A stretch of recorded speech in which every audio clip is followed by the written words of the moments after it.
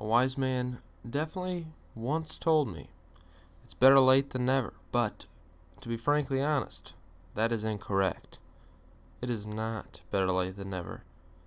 I'm sorry I'm late. I'm late on this one, but that's okay. We're still going to go for this. Again, we're dragging on here with these most anticipated earnings reports to watch. There's not that much, but there are some big ones still left that I think is noteworthy to talk about. So that's why we're gonna go ahead and we're gonna do it. So right here Monday is when this thing will come out. We have Thor Industries before open, and Jianpu. That's right. I said Jianpu. I hope that doesn't offend any of you. And Jianpu is a interesting one to look at because obviously you can tell it's one of these interesting little stocks here from China, and this thing has been absolutely hammered since its IPO, such as a lot of Chinese stocks really, frankly, have been. Chinese economy is pretty rough, so what can you say? But they're an interesting company still in what the product they produce. So, but they're really all about using that artificial intelligence in order to have companies better target their customers through stuff like ads and that. So they're an interesting company in what they produce, but we'll see what these earnings have for them. Who knows? Then after close, we have MongoDB, which is a database company. This thing IPO'd maybe 2 years ago, and this thing is absolutely up like 250% since that time. So it's interesting to see this guy, how much, where that valuation's at. So I think this is at one of those inflection points in where if they report something overly negative on earnings, you could certainly see this bad boy go down quite a bit, and whether that's an interesting thing for you to go on a purchase streak of it, who knows? Who freaking knows? But all I can tell you is the valuation is interesting on this guy because it's a money loser and still expected to be a money loser, but the valuation is out of this world. I mean, needless to say.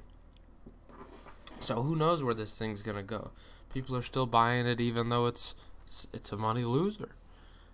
I don't know. Next we have Chewy.com, which if you don't know Chewy.com, I think you've probably heard of. They are a pet supply retailer, but they only really do anything online. So it's really the leader in their business, which they're very nice, very good company because of that. Overall, I mean, I think they IPO'd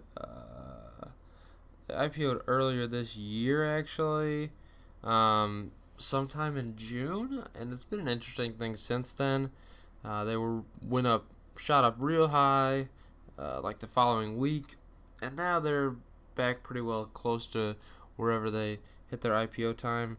And if we're talking about this again, they're a money loser, as I love to coin these terms, money losing company. But the real thing to look at here is going to be revenue growth. So we'll see what that looks like. It's an interesting stock for me, so potentially one I'm interested in if we see it. Just I just think people are always going to have pets. They're always going to need pet food. They're always going to need pet supplies. And the fact that they're the leader in this online retail service, in which, this is a space where frankly the future of retail is, and they have a hedged up advantage over others. I think it's pretty interesting. So we'll see how they do. Maybe add a purchase to it. We'll see how it reacts. If it reacts overly negative, maybe. Next, you have Stitch Fix. Next, following that, Toll Brothers, which is going to be a slightly interesting one to look at. They're a luxury house builder. builder and designer. So we'll see how their revenue looks, and obviously their revenue is pretty well important to look at slightly in terms of the economy as well. If people are buying these luxury type houses, it's usually a decent sign, but you never know, so worth looking at. Vail Resorts. Then we have a go ahead and let's see, that's Construction Partners Incorporated. We have Avid Biosciences, Frisia, and Genesis, which is also another one of these pharmacy type companies. So Tuesday, we're going to go before open AutoZone. You already know what AutoZone is. NF Fixed Out, baby. I don't know. I don't remember if that's AutoZone. What is it? NF Fixed Out? I don't remember. But anyways, pretty much, it's an auto shop. What can I say? HD Supply. With Cons, Cantel, Designer Brands. Got some retailers in here for sure. And then Liquidity Services. Okay. After close, we have somehow this still around GameStop. I don't know how GameStop is still a thing. It's just they're so outdated. I don't understand how GameStop still exists. But overall, this stock is a pile of garbage. A burning pile of garbage.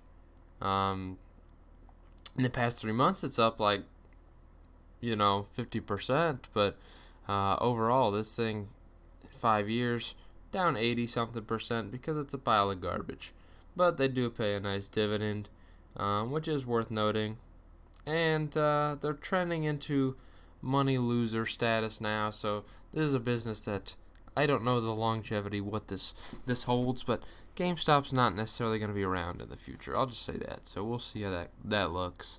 Then we have a thing I don't trust because we already saw Ollie's on here before, Ollie's Outlet, so I don't think it's true. But we got some Dave and Buster's, a good old time for family and friends. I've never been to Dave and Buster's once in my life. Definitely have been to a Chuck E. Cheese, so in case you were curious. I know you really were asking if I've been to Chuck E. Cheese, and yeah, I have. And the pizza, I ate it. I don't recall it being different size, reused pieces of pizza, so that's all I can tell you. The giant rat used to not look as scary as he does now. There were different characters. That's really all I got for you in terms of Chuck E. Cheese. Okay, they ruined that place, man. Then before open, we have American Eagle on Wednesday. American Eagle, the children's place. So we got a couple different retailers there. Unfi and Photronics. After close, we have Lululemon, another little clothing place, just like your American Eagles and your children's place. You have Twist. We have Mesa, DLH, Oxford, Nordson, Blue Bird. Blue Bird, that's what I'm talking about. Love a nice Blue Bird. And Quanex Building Products. None of these are too interesting to look at in terms of, from my perspective. So Thursday, we have a little more interesting ones, I suppose. But before open, nothing crazy. Sienna is stock I used to own. Things up pretty big since I sold it. Oh gosh, I sold it and it's up. What can I say? You can't just live with regrets. You can't turn back the clock and say you wish you did this. It just doesn't work that way. Then we have Lovesac. Hoo baby. And then Veru. After close, we have a good old... That's right. This is the interesting one of the week. This is the one to look at. Costco, because this is a hot freaking stock.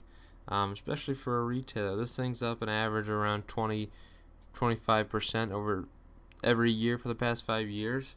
That's this annualized growth rate, as someone might say. in terms of the stock at least, and they have revenue continuously growing. They've been opening stores in China. If you haven't seen the video of the opening of the first Costco in China, holy crap, that was wild. I mean, I've never seen. There wasn't even. People were literally touching noses. They were so close to each other. They were so crammed in that building. They had to start letting people out because they were reaching max capacity, and there were some fire concerns. You can't just do that. Everyone was getting their Costco pizzas, their hot dogs. What can I say? Costco's one to look at. I think this is going to be an interesting little stock, and if it comes down a little bit, I'm going to be buying. I wish I had bought previously, but it's okay. I could still buy.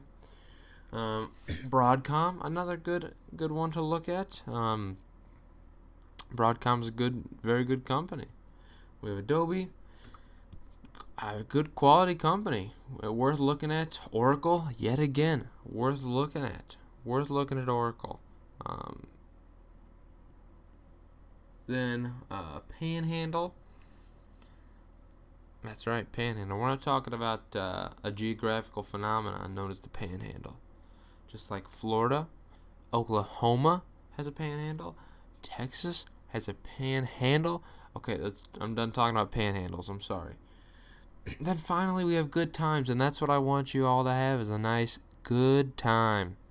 Because this one's over, and I hope you enjoyed and got some information. Oh yeah, la la la la.